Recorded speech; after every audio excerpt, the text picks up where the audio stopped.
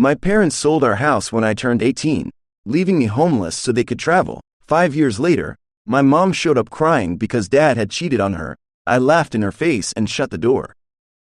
When I was 18, I lost my home and was cut off by my parents. This was almost 5 years ago. Right from my childhood, I had a very troubled relationship with my parents, and I could tell that I was not wanted.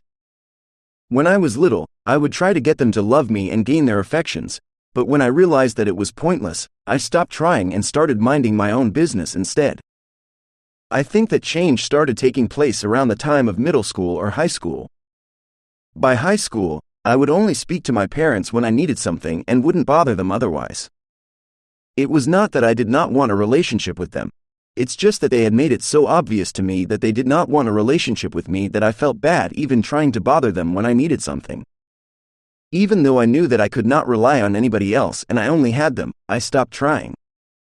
My dad was a pediatrician, and my mom used to teach science in middle school, so they were both pretty good with kids. It's pretty ironic how they were great with other people's children but not so much with their own. By high school, I had decided that I was not going to bother trying to win them over. We led very separate lives and I would barely even see them. My dad would come home pretty late, and even though my mother would come home around the same time as I did, we would not talk to each other. We did not even have dinner together and just stayed in our own rooms. It was like sharing a house with strangers. We had the absolute bare minimum of interactions and that was it. I also knew that for college, I would have to find my own way because on my 18th birthday, they had made it very clear to me that so far, they had been there for me because it was legally necessary for them to do so. But now, since I was no longer a minor, I had to start making my own way in life. They made it sound like they were encouraging me to be independent, but I knew what it was really about. They just wanted me to stop depending on them. They couldn't care less about whether I was independent or not. I hadn't applied to any colleges at that point since I had decided to take a gap year to try to build some capital. I knew that I would need money to survive, and until I had that, I couldn't even dream of going to college. So, after I turned 18, I started looking for jobs, and soon enough, I started working at a local supermarket.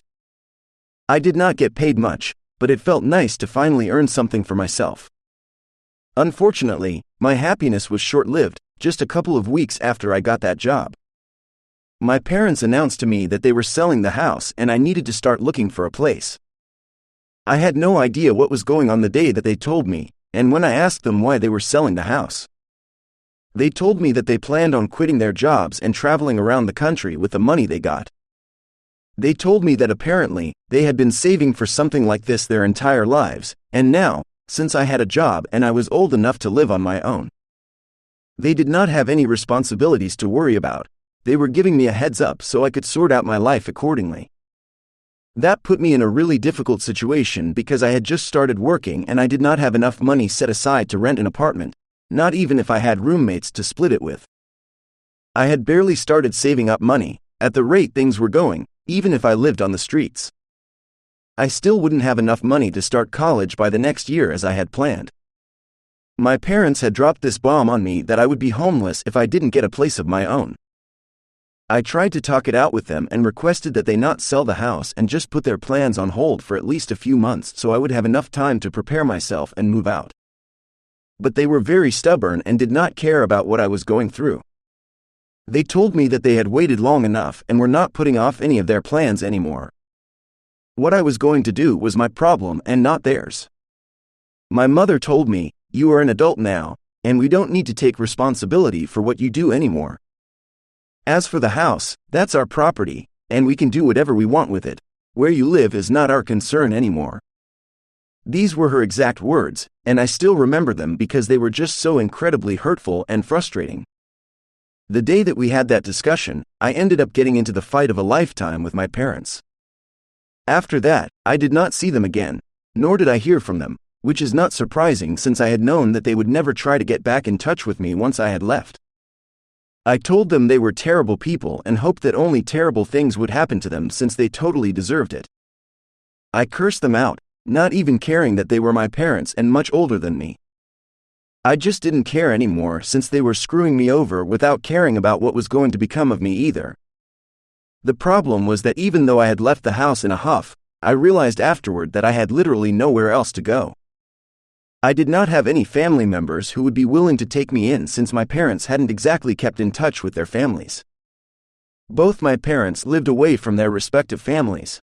Since they had never bothered to attend most family events and usually didn't even go home for the holidays, I did not have a strong relationship with anybody from my family either. I barely knew anyone, so it would be foolish of me to expect them to take me in, and I wouldn't be able to reach them either since we lived in a different state. I did have a few friends from school, but they were all away at college at the time that I left my house, and I didn't want to bother them or their parents because that would be pretty awkward. So, I decided to take a leap of faith and called a coworker of mine, who is now my wife. It's a crazy string of events, but I'm glad that I decided to reach out to her that day. At the supermarket where I worked, she was in charge of the makeup department, and we had been flirting back and forth ever since I joined. We had become pretty good friends in a really short span of time and knew a lot about each other. I knew that she also had a lot of issues with her parents, so I knew that she would understand what I was going through.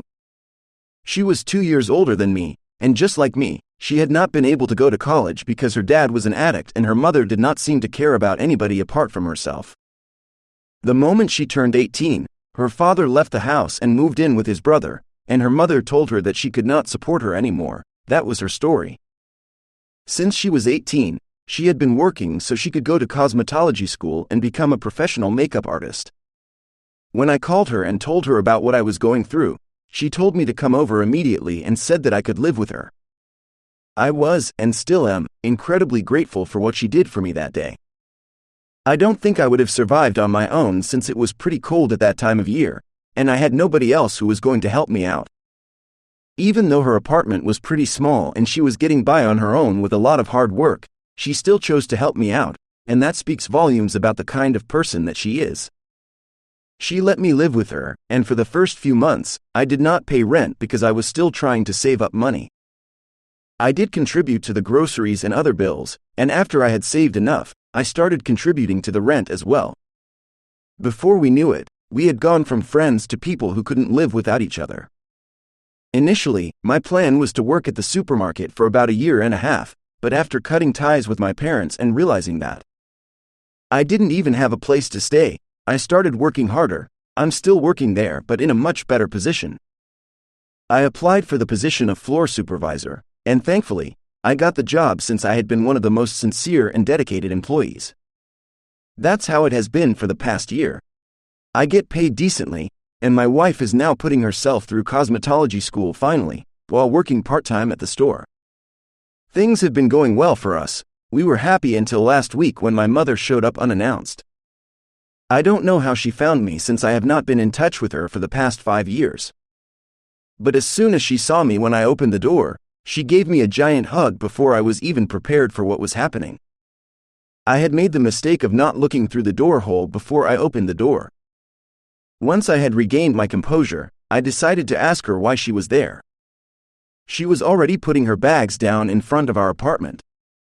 When I asked her that question, she stopped and looked at me really sadly before telling me that she was back because my father had decided to leave her.